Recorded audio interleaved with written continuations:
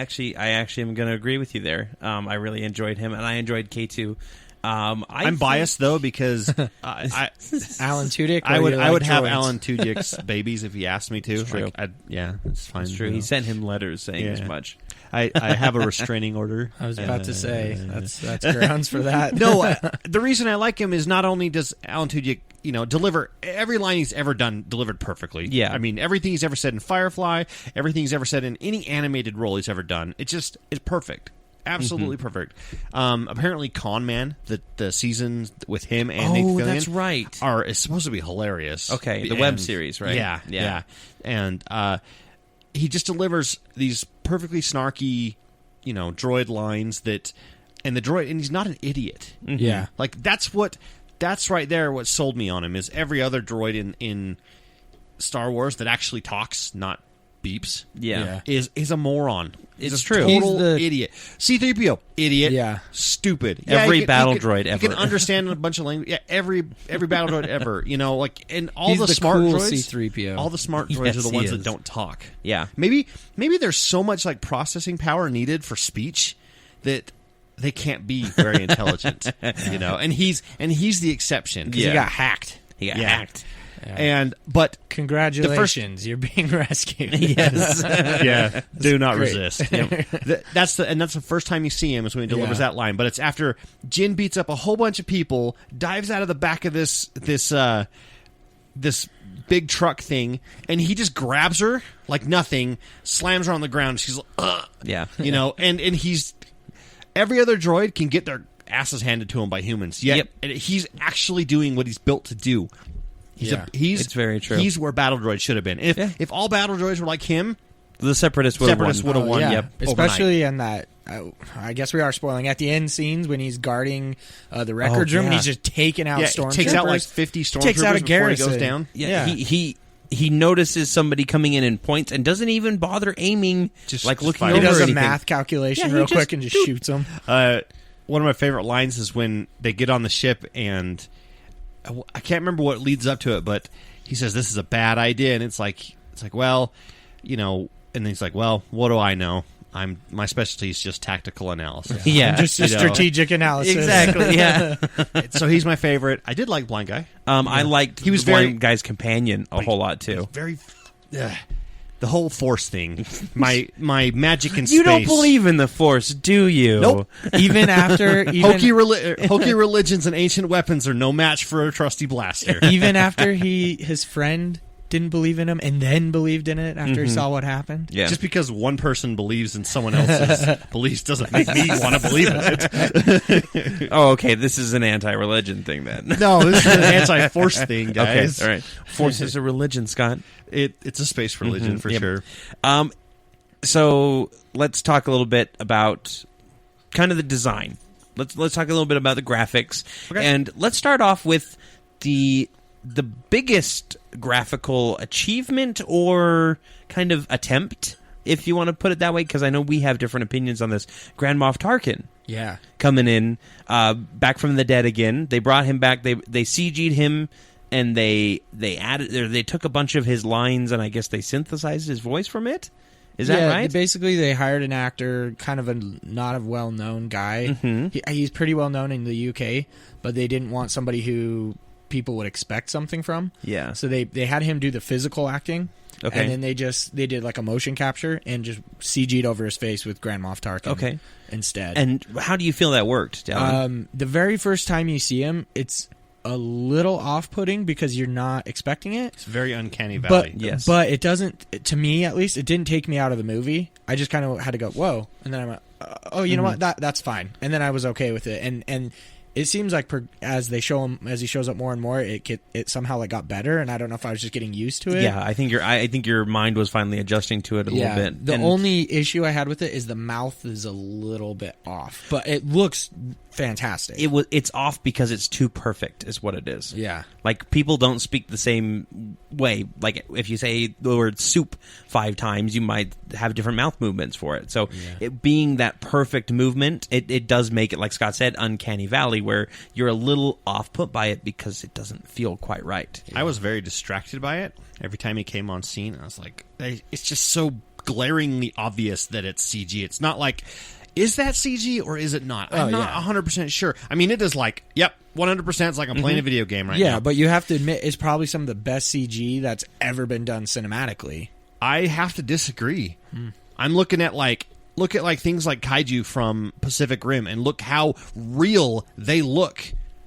That they're CG, but as far as like skin and movements and I know they're monsters. I understand that. Yeah, that's I think, but they're just, I don't know. And I guess it's because it's something we're already comparing to. You know, he's not an alien that's being CGI'd. He's an actual human, and we know. There's actually been some studies done that humans can actually tell when like walks and stuff are computer generated and not actual humans doing them, like motion capture versus CGI'd. There's just something like unnatural about it that our brain picks up on, and we're like, no. I almost wonder if they could have done it better by having him have some guy that looks pretty close to him and just do like makeup, like really good makeup and stuff to make him look similar. Like find a stunt double and then overlay the voice on top of it. I think what they should have that done would have been any better, or maybe they tried it and it didn't work out well. I don't know. Yeah, when he's when you first see him and the camera kind of comes up behind him and you see his reflection in the window. If they would have done all the scenes like that where you see him but you don't really see him, like you see a side view or a front view or through a glass or something on the other side, I think that would have been better. Just give us all ruby colored glasses. Yeah, exactly. I think you're right. It's not the best CGI, but I think it is the best human CGI that we've ever seen. I don't know. I'm trying to think if I would agree with Dallin. Actually, I wonder if I've even seen other human CGI. Ant-Man at the beginning. Michael Douglas. Oh yeah, Michael Douglas, young Michael Douglas' character. Yeah, that one was jarring. It kind of, I mean, it looks the same to me. I think they took that and just ran with it a little bit more. I feel like Disney could have done better. They have the money to do it. They have the time. They have the technology. Yeah, I wonder if the technology just doesn't really exist yet. I don't know. Maybe this is as good as it gets right now. Yeah. I'm sure they should have. I wonder if was it full CG or did they like motion capture? They motion captured. Yeah. So and I think a lot of it too is the eyes. The eyes are really they were shiny, shiny. They kind of, I guess, no emotion, empty. Really, like empty, cold. I don't know how to really put it, but it's uncanny valley. Of course, it's that spot in CG graphics where it's close to being real, but it's not quite there. So mixed reviews about Grand Moff. What do you think, though? What about Leia? At the end. I think Leia at the end was really good. I thought Grand Moff was better. Really? Because of how much wrinkles and stuff he has. I think it's easier to make an older person CG than it is a younger person because their skin is different. So I think he looked slightly better than she did. I think Grand Moff was a good first step. I enjoyed it because it was nice to be able to go, hey, it's okay if these if these actors have passed away because we can use that kind of stuff now, and it's a great first step. And as more people want to do that, we're going to get a lot more updates to this kind of animation. It's the same with like back in the early 2000s when they were doing CG animation for stuff. You just kind of looked at it and you went, wow, this is a little bit jarring. I can kind of tell, But now CG animation, I mean, all of the starships and all of the AT-ATs were all CGs. Were they? Yeah. A lot of them were, yeah. Are we sure, though? Because in Force Awakens, they did practical effects for everything they could, including the starships. They did the same here. Which is models and stuff like that. They built models, but they also, like when they have scenes where like 4 X-Wings fly by, that'll be CG'd. But when it's from the cockpit view or like from a close-up from the wing or something like that, that's an actual... Yeah. No, I understand. I understand like cockpits are the practical effects, but I'm thinking they probably took a model of an X-Wing and just copied it. Oh, sure, probably. In the scene. Because I was telling Corey about this on the way home. One of the cool things they did is they made it feel like the original movies. Yeah. Like every time the X-Wing would dive and like kind of twist as they dove in somewhere, it looked just like the old movies. Like just like when they were making their entrance into the trench in New Hope. They had those same movements. It wasn't and too quick. I thought or they anything. pulled that off perfectly and The last 20 minutes is a Star Wars fan's wet dream. Yeah, it really is. Yeah. Yeah, I think Big that's space the best, battle. best space battle we've seen up to this point. I think it's the best ground battle we've seen up to this Oh, point yeah. too. Yeah. It's not just like, it's not just, hey, we're the battle droids in a line, we're the clones in a line, and we're shooting at each other. It's like oh, go ahead. Guerrilla warfare. It's like guerrilla warfare. It's like World War II. It feels like you're storming the beaches with the rebels. You know, it's like they took the New Hope space battle and the Return of the Jedi indoor battle and put them at the same exact time going on. Exactly. It was really cool. Yeah. But last thing about Grand Moff Tarkin, I think one of the reasons why Grandma Tarkin. Grandma Tarkin. That's the name of the episode. Okay, I'll write that down. But I think one of the reasons why we kind of notice it a little bit more is because we have more time to look at that. Because with Princess Leia, it was like a 1 second shot of her, and you're just kind of like, because for me, it was like, oh, that's perfect. It kind of looked like they took her silhouette from the 1970s movie and just cut out and pasted it in, and Grand Moff, you're sitting there and you're really analyzing it as you're watching him, especially as a nerd who knows who Grand Moff Tarkin is. You're really just sitting there going like this, and I think the problem would be for the people who don't know who Grand Moff Tarkin is very well. I mean, everybody's seen Star Wars, but a lot of people don't really remember that guy. Yeah. So you're sitting there in the theater, you sit down, you're watching that guy, and you're just like, why'd they CG this guy? Why not just do a regular actor for him, Yeah. The other thing, though, is like, what about the ethics behind CGing somebody? Oh, yeah. Because he's dead. Yeah, where does he get paid? Where does the money go? Exactly. Like, so how did they get away with his this? family? Right. He probably has a foundation or something, but did they pay him for it?